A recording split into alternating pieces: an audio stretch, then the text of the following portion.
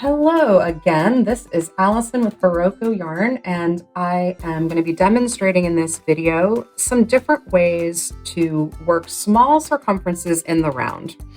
If you're working on a pattern such as this square for our mystery knit along blanket that is worked in the round, and you're decreasing from where you have a longer circular needle and then you're decreasing towards the center, you will need to switch to working either on double pointed needles.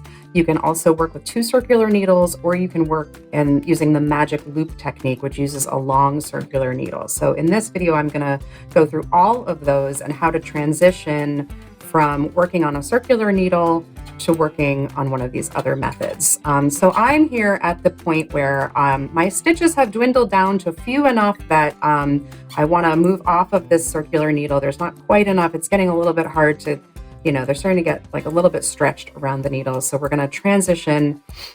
First, we're going to try double pointed needles. Double pointed needles come in sets of 4 or 5. This, you may notice, is an unmatched set of needles. I have 3 needles from one set and 1 from the other. That's just what I had available here where I'm shooting this video today. So we can do this on a set of 4 or 5 needles. It's generally, I like it better when we have 5 needles, because you're going to work, we're going to divide the stitches onto 3 needles, and in this case, and then we have to keep one needle empty to start with, and that's the needle we're going to work onto, and you'll sort of see what I mean more as we go along. So in this case, if I had 4, I would probably just have each of these sections. You see I've got my stitch markers denoting these different sections. I would put each section on a different needle. But since I only have 3, we're going to set it up with about a section and a half on each needle, which is fine. One of the things that's going to happen when we get onto these needles is that depending on how we have our needles set up, our markers, especially this one for the end of the round, it's going to be here. If I just knit this last stitch of the round, you can see if I just, have this, that can just fall right off. And I do want to start my first needle where the round begins. So there's a few different ways that we can deal with that. But for now, I'm going to set this up, and then I'll talk a little bit more about the markers as we go. So I'm going to slide these stitches onto this first needle. We're going to just slide them over and get ourselves onto these double pointed needles before we start. You could also, if you prefer, knit them right onto the double pointed needles. It's really your choice. Everybody likes to do it differently. But for this demonstration, I'm gonna first put them all onto the double pointed needles, and then we'll start working with them. So here's my marker. I'm gonna keep that on there. And I'm gonna go to about the halfway point between these 2 markers.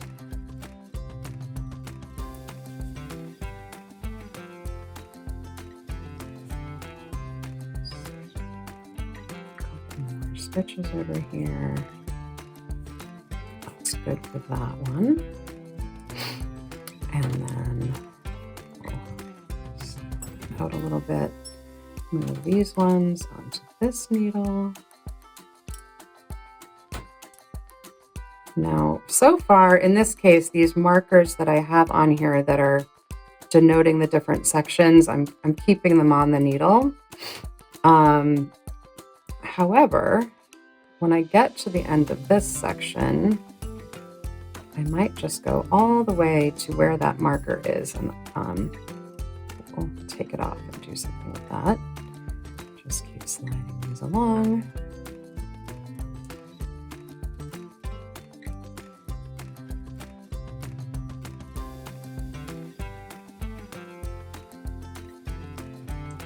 Now, when I get to, so I'm going to end this needle at the end of the section. I could leave one stitch over here together with this marker so that the marker doesn't fall off. Or, which in this case would be fine, because in this pattern, we're doing our decrease like the 2 stitches before, there's one more stitch before the marker after the decrease. So that marker isn't, having this stitch over here isn't going to be a problem. However, you might encounter patterns where you want to keep the sections together all the time. So so if we want that to happen, we can take this one over here, and then you can either just know, and also you kind of have a visual in this case of where that is. But if you know each section, like that the marker was here, you can just kind of remember that of like where each needle breaks is where the section breaks. You could also, if you have the locking kind of stitch markers that you can open like a pin, you could put this right here on the actual fabric of the knitting. And then, when you come back around here, you'll have that to remind you, oh, this is one where the section break is right in between the 2 needles. And you would probably just, as you knit, you might want to move that marker up as you go. And then I'm going to put the rest of these stitches on this needle.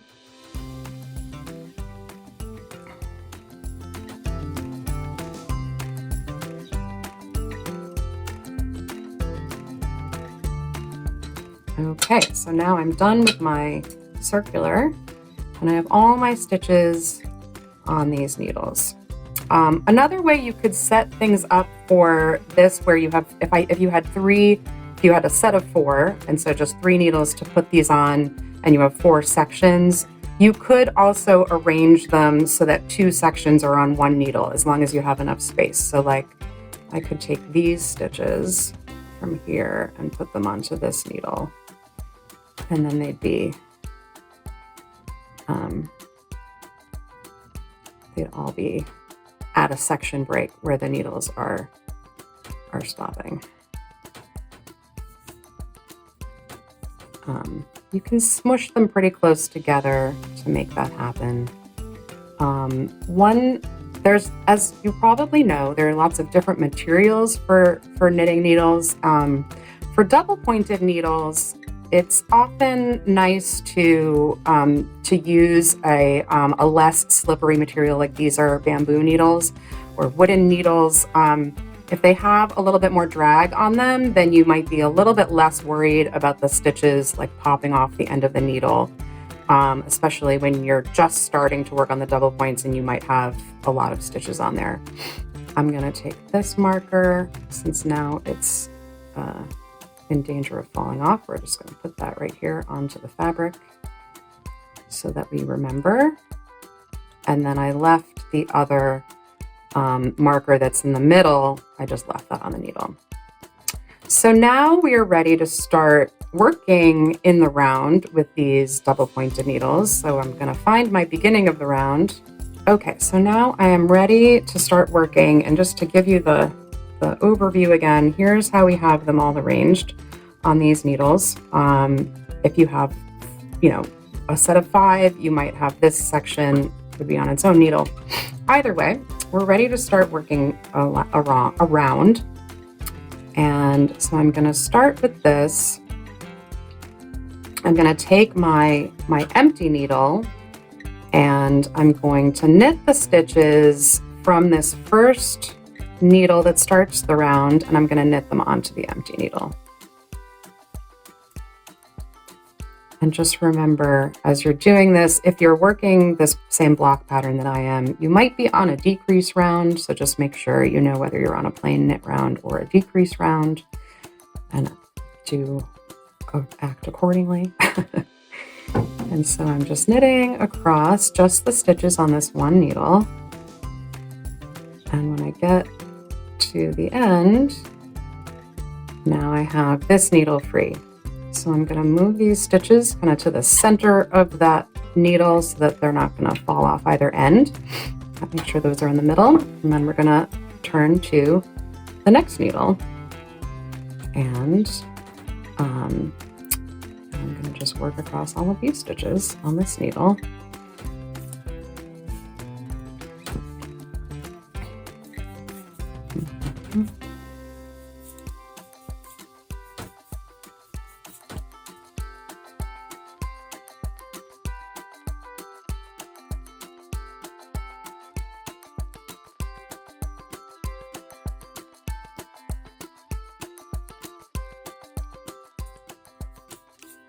Now I am at the end of this second needle, and I have this free needle.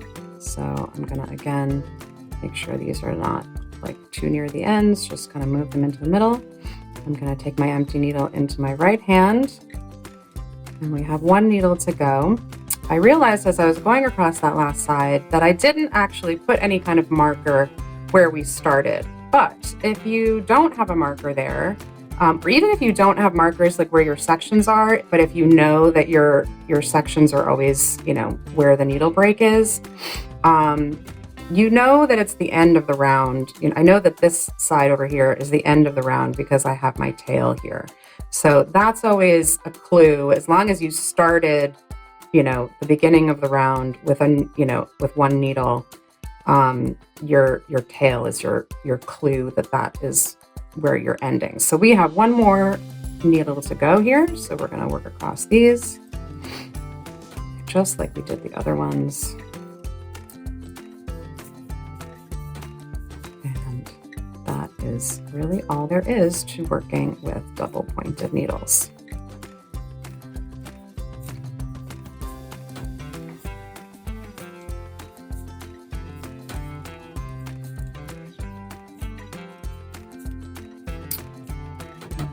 Is the end of our round.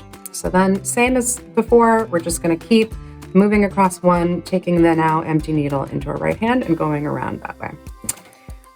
Now, if we wanted to work with circular needles instead of the double points, where we can do a couple of different techniques.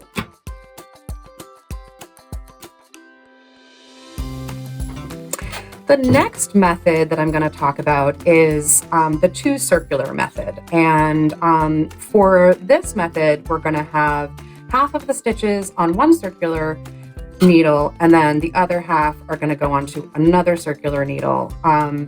And for to keep the two needles, you know, in your head of like which one is the first one and which one is the second one, I like to use either two different lengths of needles. So that's what I'm going to do in this video. I'm going to just use my short circular. This is a 16-inch circular. I'm going to use that for one of the needles. And then this one is a longer circular needle. I think it's a 24-inch needle. And I'll just know that my 24-inch needle is going to be the beginning of the round, and the 16-inch needle is going to be the second half of the round. So like with the double points, my stitch marker for the end of the round and my stitch marker is where I'm denoting the sections, because I'm going to stop right halfway through, which is this marker here.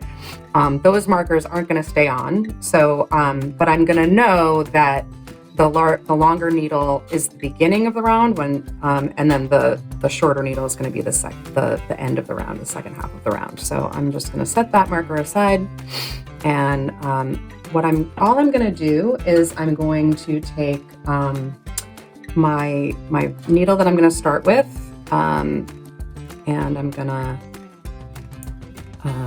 just knit these stitches right onto this needle. The other thing and I'm going to pull this out just because I'm going to be, you know, smushing the stitches down. The other thing too that I should mention about, like, if you only have two circulars that are identical for some reason, you can also put a stitch marker at the beginning, or again, you can use your tail to remember, oh yeah, that's the beginning of the round.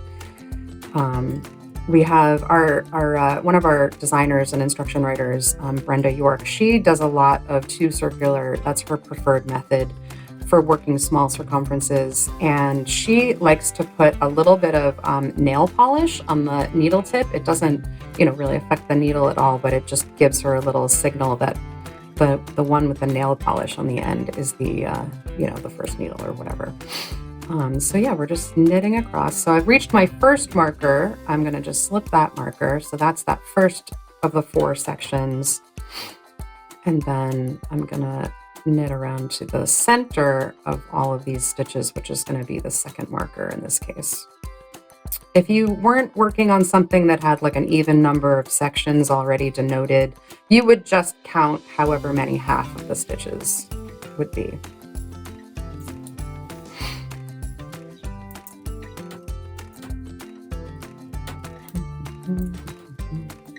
Very hard for me not hum while I'm doing this work.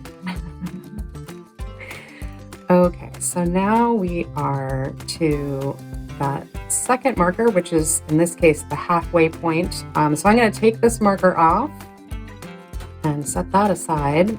And now I'm going to do the second half of these stitches. I'm going to work with that same needle, and I'll show you how in a moment. But first, I'm just going to slide these stitches to the flexible cable part of this first needle that we worked across. I'm just going to let that needle that we just finished with, I'm just going to let it hang out, like it's just going to hang to the back. And now I'm going to slide these stitches down here, and I'm going to take the end of the same needle that is holding the stitches that I'm about to work. I'm going to take that empty end of that needle, and I'm going to work across these stitches with that needle.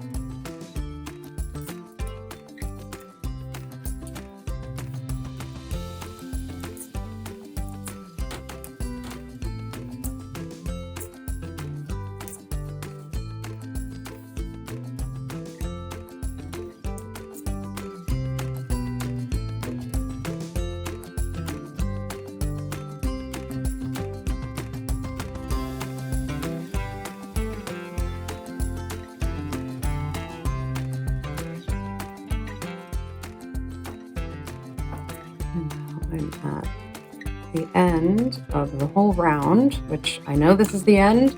If I didn't remember, I would know because there's my tail. So I'm at the end.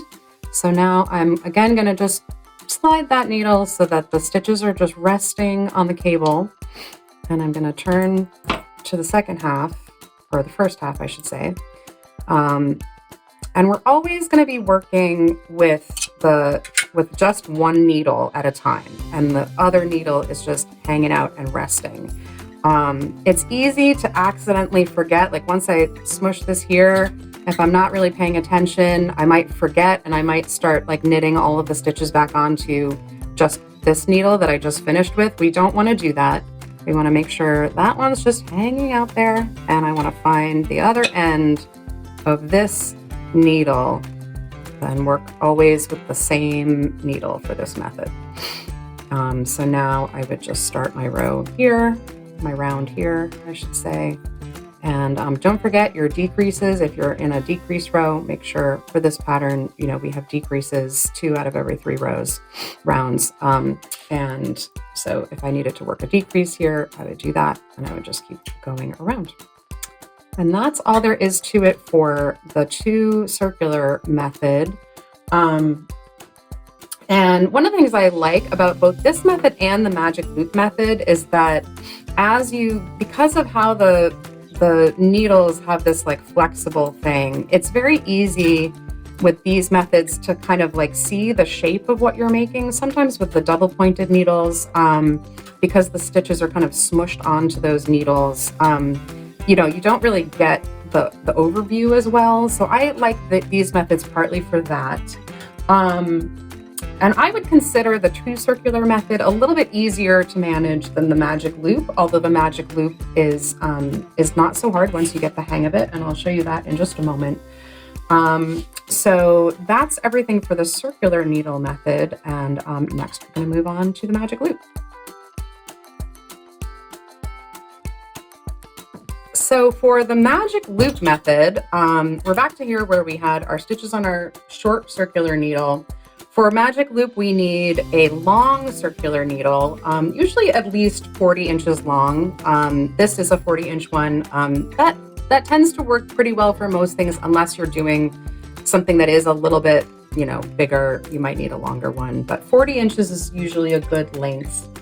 And to start this, just like with the 2 circular method, we're going to start out by knitting half the stitches onto this new needle that we're going to be working with.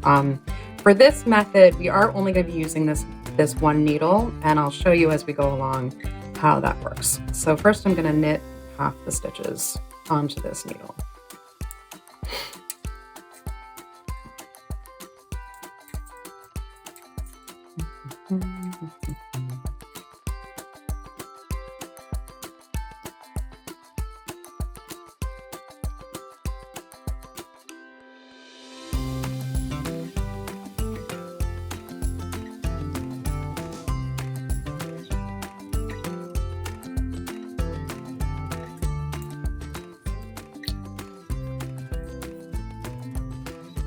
So now I am at the halfway point. I'm going to take off this marker. As before, those markers where we have sort of the division between the needles, we're just going to know that that's where the section ends, since I have my 4 sections here. So at this point, at the halfway point, I'm going to take this needle and I'm going to pull the stitches onto the flexible cable part of the needle. And now I'm going to turn my work so that my next half of the stitches that I haven't worked yet in this round are facing me, and the stitches that I just worked are at the back. And I have this loop of my needle over here. That's the magic loop. I'm going to take this end of the needle that I just finished with, but with this big loop over here, and I'm going to start working the second half with that same needle, but my loop is over here, so that these stitches are just on the cable and I'm only focusing on this second half of the stitches.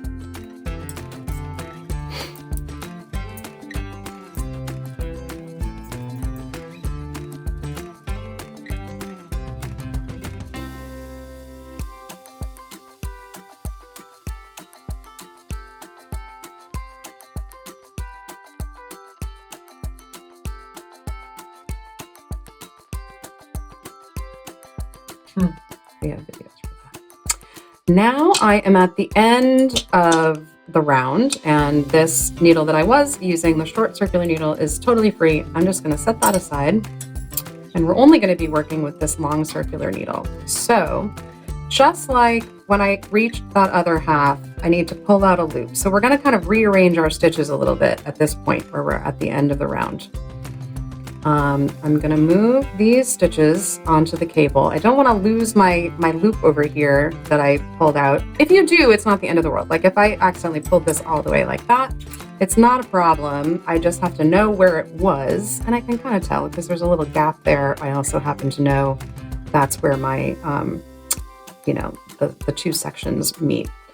I would just take this, fold this, and pull it. So I have that loop hanging out over there.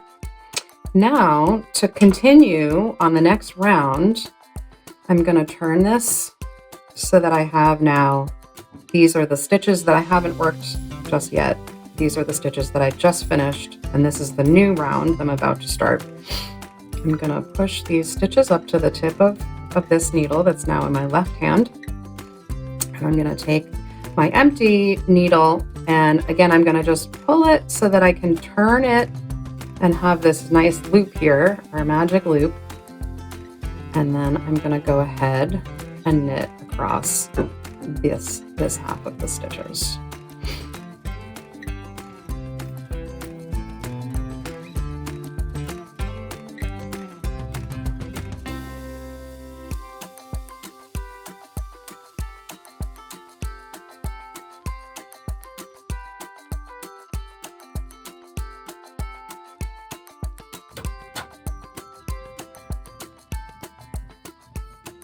And now I'm through with this half of the stitches.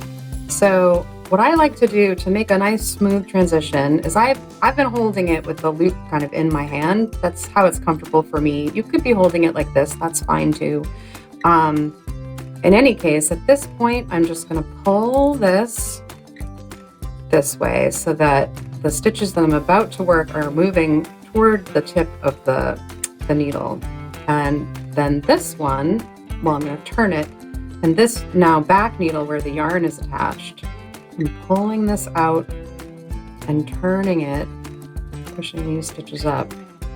So this is kind of the position that we always start each half in, with a loop over here on this side and then a loop over here on this side that we've created by pulling the needle out and turning it around so that the 2 needle tips are facing each other, ready to work. And if you forget which half of the stitches you're on, whether you're on the first half or the second half, just remember your tail is at the beginning of the round. So I have no tail over here, so I know I'm in the second half of my round. In case you might have lost track of where you are, it's easy to space out while you're knitting and just go right along. But you do want to keep track of when you're at the beginning of the round. I'm going to work all the way to the end.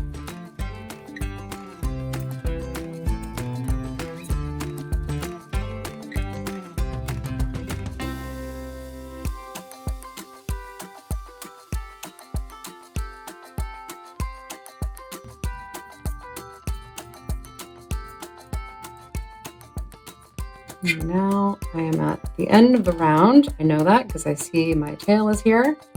I'm going to drop this needle that's empty. I'm going to pull the back needle that's holding the stitches that are the ones that I'm about to work, not the ones that I just worked. I'm going to pull that so that these back stitches are getting toward the end of the needle. I'm going to turn this around so that my needles are now pointing that way, pointing to the right. And then take this, now the needle is in the back that has the working yarn, the ones that I just worked. I'm going to pull that needle out, turn it around to face the other needle, and then I'm ready to work this next round. And that's all there is to it for a magic loop. If you set your work down and you're gonna go away, do something else, I would just pull it so that all your stitches are on the cable. That'll just help so that they don't fall off. And again, if you accidentally lose your loop over here on one side, you can always just get it back. Just find where that was supposed to be and fold the needle, pull that out like this. And then we are ready to go once we set up for our next round. The magic loop is a really nice method. As I said with the two circular method, when you have your stitches sort of on the cable, it's kind of easy to see the shape of what you're making. And a lot of people like the magic loop better than the two circular because, well, you just have one needle that you're dealing with and you don't have like the ends of the needles kind of like flopping around. You're always just working with those two ends. But they're both good methods, and double points are also a great way to go. These are all good options depending on your own personal preference. Thank you very much.